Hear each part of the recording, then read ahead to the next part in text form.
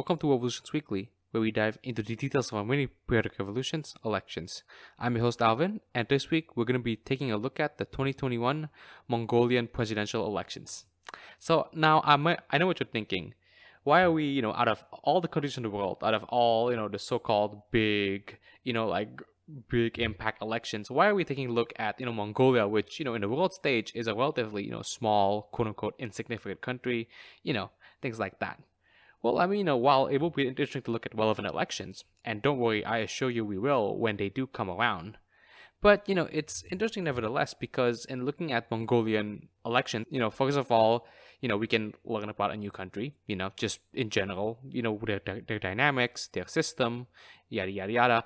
But at the same time, it gives us a chance as well to look at another sort of like political system that we haven't actually discussed in the series, namely, those of, post-communist democracies. So in case you didn't know, Mongolia as a democracy is actually still very new. They've actually only been a democracy since 1990. Whereas before that, like the Soviet Union, like a lot of states in Eastern Europe, they were actually, like a one-party communist state, basically. And, that means is, no elections, at least, not in the way that, we would typically think of it. And, as such, like the politics that they have, often mirrors those of other, Eastern European countries, other former Soviet states, and to some extent Eastern European states as well, in that way. So, of course, in the future, we'll be looking at a lot more of these kinds of states. But for now, we're going to be looking at Mongolia, which, is kind of interesting in its own way. But anyways, so, as like I said earlier, Mongolia was a one-party communist state for like more than about 70 years of its existence. So since the revolution in 1921, they've kind of been a communist state, like a satellite of the Soviet Union, actually. And, since 1990, with their revolution at that time period, which is like a relatively peaceful revolution compared to, those in other parts of, on that side of like the Iron Curtain, with all the communist countries, we kind of saw a really peaceful revolution in the Mongolian case, where there was not really a lot of violence, a lot of coups and things like that. It was just people demonstrating, and that's how they got their democracy. So, fast forward in 1993, they've kind of had their first election because of this revolution. But interestingly enough, the MPP didn't actually get out from power until 1996. So, even though they've, had democracy since 1993, people still voted for the MPP. So basically, it wasn't until 1996 when they finally, relinquished power officially. And, they've actually gotten a new guy in. Now, don't get me wrong. Of course, they were running with the rules of democracy at the time. But it's just funny that MPP actually had a few more years of power, basically, before officially giving it up. But anyways, so the system that we have in Mongolia itself, actually, is a semi-presidential system. So, what does this mean? So it's not like a parliamentary system. Like the president basically is purely symbolic and the prime minister holds all the power, but it's also not like a presidential republic in the US, for example, where the president holds all the power and there's not even really a prime minister, or even if there is, they hold very little power. So this is a semi-presidential system where both the president and prime minister actually hold, almost equal power in that way, and because of that, there's also no vice president as well. So this presidential election is really only one person. You're only electing one person to the post, basically. So we have that system, and for the parliament, it's a unicameral system. One parliament, the state Great Khural, with about 76 seats. So now, as it currently stands, the composition being the MPP, the Mongolian People's Party, at 62 seats, the Democratic Party at 12 seats. The Democratic Party is like this like right-wing party, not far right, but like, kind of like center-right, neoliberal kind of party in Mongolia. And the RPEC, which is like a new party, which stands for the Right Person Electorate Coalition, which is a coalition of like 3 different parties in Mongolia, which on their own used to not be really electorally viable. Now, what's interesting about the RPEC actually is that one of its coalition members, the Mongolian Social Democratic Party, actually used to be part of the Mongolian two-party system. So basically, this Social Democratic Party basically is the first party ever to actually take power away from the MPP. So to see them, kind of fall, like electorally is actually interesting, kind of like to see, where the country's kind of like going in that way, in that, people are more receptive to right-wing ideologies in the form of the DP and just, other things like that as well. And also what's interesting to note from this point as well is that, the RPEC's whole deal is that, we want to break the two-party duopoly. We want to kind of like be an alternative between the MPP and the DP. So, it's interesting that, a party which used to be part of the so-called establishment is actually forming a part of the RPEC. And before we get to the actual candidates, something worth noting about the presidential system itself is that, there's actually been a constitutional amendment in that category specifically. So whereas previously the way the Mongolian presidency works is that you would have 2 terms of 4 years each, now you would instead have 1 term of 6 years. So this was kind of troubling for Batulga Kaltma, who was basically barred from running essentially. So he was the incumbent, before this election, and he was from the Democratic Party. So basically, they kind of pulled like this thing which some people viewed as, conniving and deceiving, because it basically barred him from running. First, like before, like when this constitutional amendment was actually passed, there was actually like, some wiggle room for him to actually maybe even consider being able to run again. But they literally passed a law right after that, which barred him specifically from running, which, you might say, that's a bit, conniving on the part of the MPP, but, it is what it is. So now we have 1-term presidents for 6 years instead of 2-term presidents for 4 years per term. So now let's actually look at the players and the candidates in this particular election. So who are the actual candidates? So, first of all, for the Mongolian People's Party, and, just so you guys know, the Mongolian People's Party, doesn't really have communism as their main ideology anymore, at least not the Marxist-Leninist type.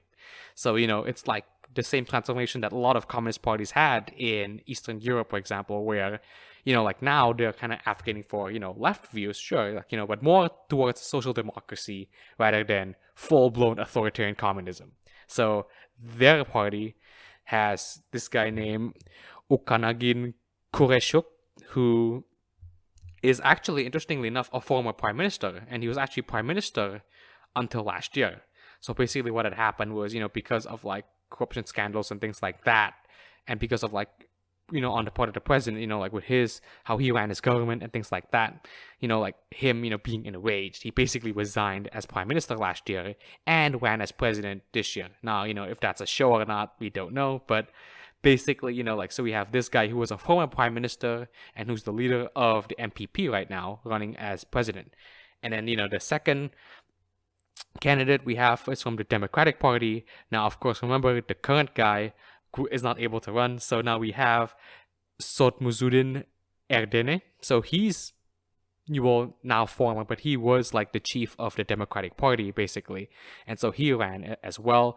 And then we have RPEC, the 1-seat, like party in the Great Khural, the parliament, which with the name of Danga Suregin Egbat. So this is interesting, actually. So basically, the way Mongolian politics has kind of been working for the last decade at least is basically we kind of have like this sort of 2-party system. Not as strict as in the US by any means, but it is still a 2-party system between the MPP representing the left flank and the Democratic Party representing the right flank. And so we have this party coalition called the RPEC, which, kind of attempts to like throw a wrench into this 2-party system. That's like their whole platform, basically. And the guy who ran, like Enkbat specifically, he was actually, like a tech entrepreneur. He has his own startup and things like that.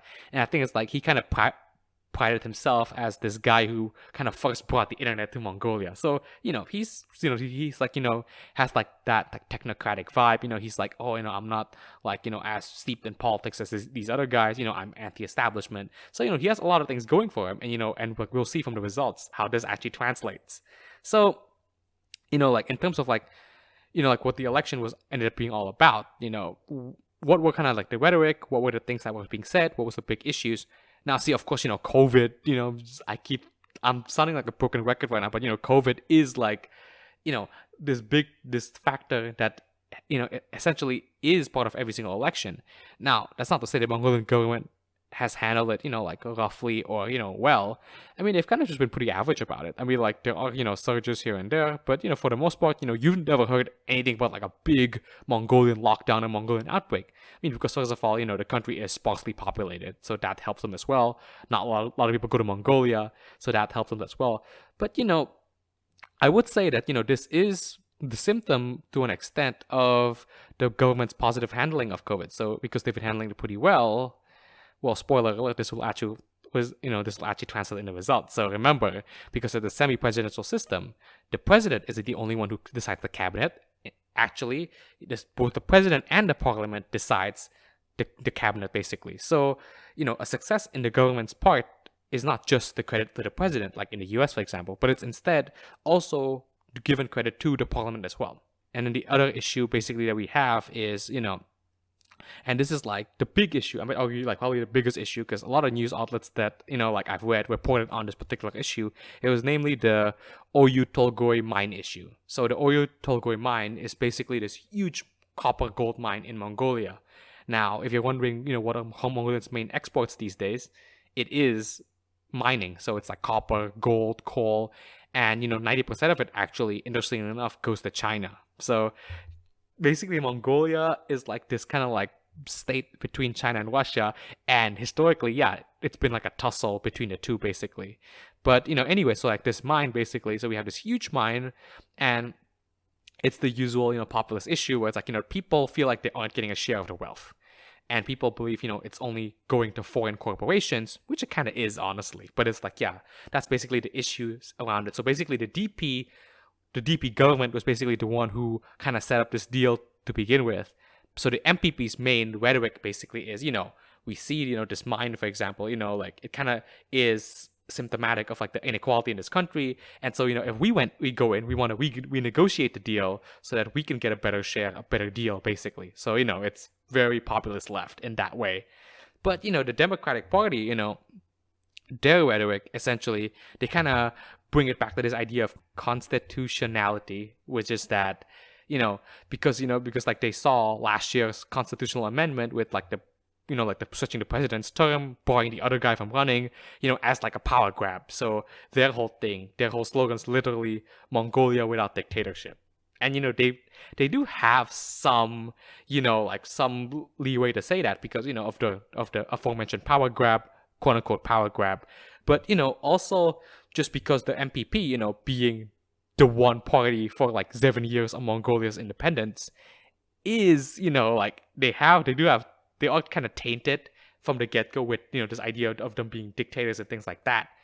But it's also the fact that for most of Mongolian democratic history, the president and the prime minister has always been from two different parties.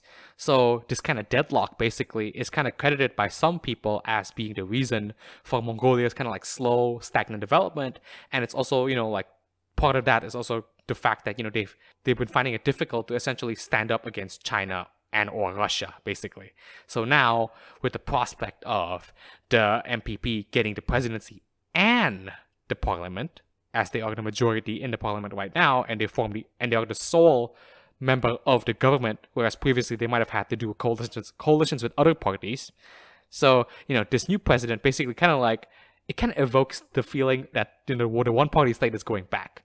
Which, of course, I suppose it isn't, and based on what I'm seeing right now, there's no signs that will be the case. But, they could say those things because, I suppose if you really think about it, it has some validity. But I digress. So basically, that's kind of like what they've been saying. That's kind of what the MPP's been saying. And, again, just reiterating, so the RPEC, like their whole spiel is basically, we're a third party, we're new. Even though we're made out of old parties, hint, hint, but, we're new, we're outside of the establishment, and like, look at the guy we're running for president. He's a founder of a tech startup. He's a technocrat. He knows what he's doing. This idea, it's a funny idea. Things like what I'm seeing in like a lot of third world countries as well. It's like this idea that of like the business technocrat of like that's what Donald Trump was basically as well. So I can't really say only third world countries, but it's this idea that if I can run a business, then I can run the country. This is an idea that's kind of emerging as well within political discourse in a lot of parts of the world. So, that's basically his whole spiel. Now, before I get to the results, it's kind of worth noting that even though the results were in some ways historical, this election actually had a relatively low turnout. It was only 59% of people, which is like kind of like one of the lowest turnouts in Mongolian history, basically, in its time as a democracy. So take these results with a grain of salt as to what it means for the actual popular mandate. But it's COVID, so you can't really blame people. But at the same time, it's like whoever does become the president, you kind of like get this idea that only 59% of the country actually approves of him, which might either bite him in the butt or might be nothing at all, like a non-factor. Anyways, so now let's get to the results.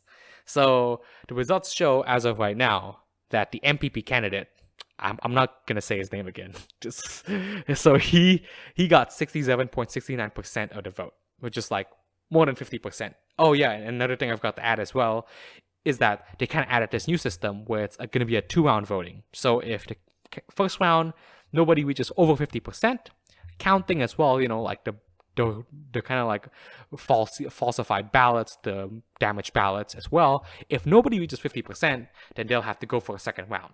So that was the system as it is now. But because the MPP candidate reaches 67.69%, there will be no second round. So he won.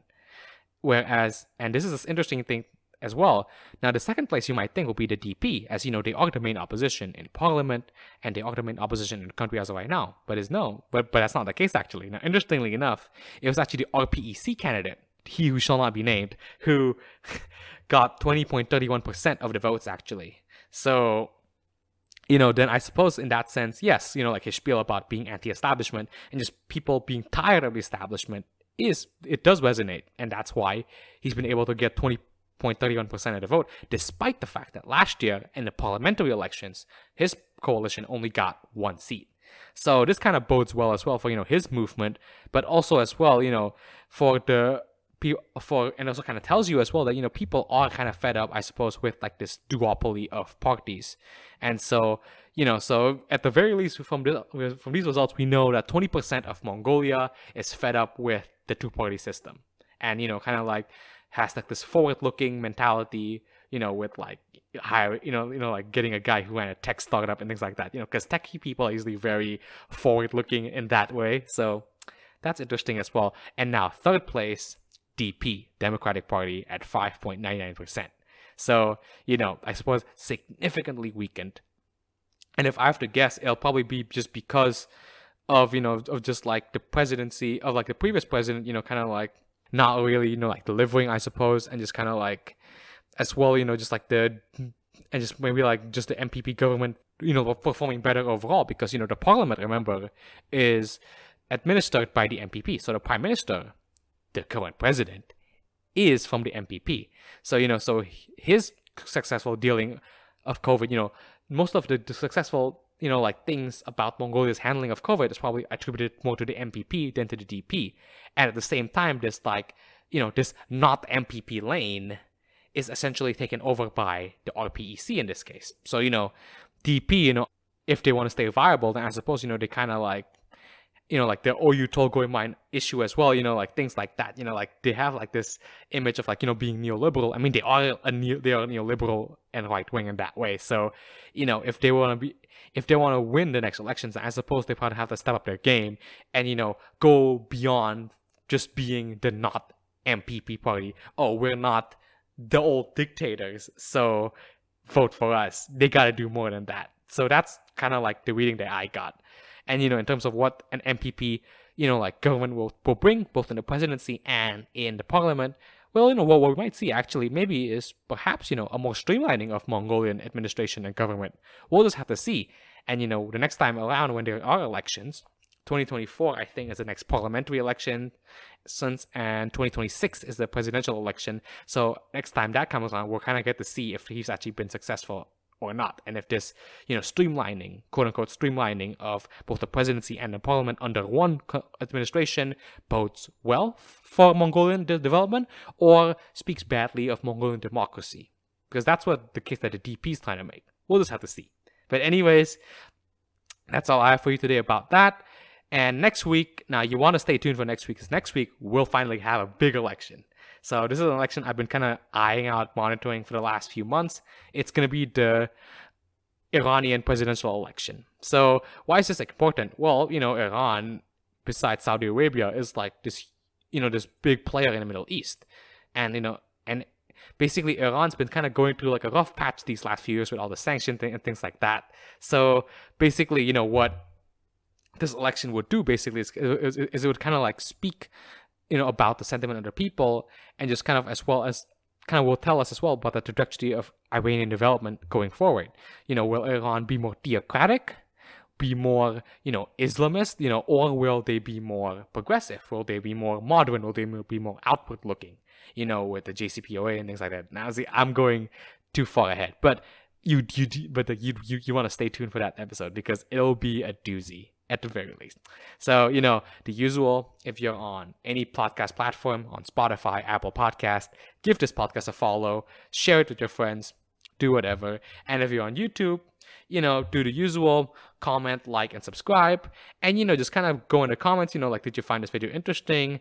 What do you think, this kind of says about Mongolian politics? And just, tell me a little bit about Mongolia, as well, if you're from there, or if you know a bit more, things like that. So anyways, guys, that's all I have for you. See you next week.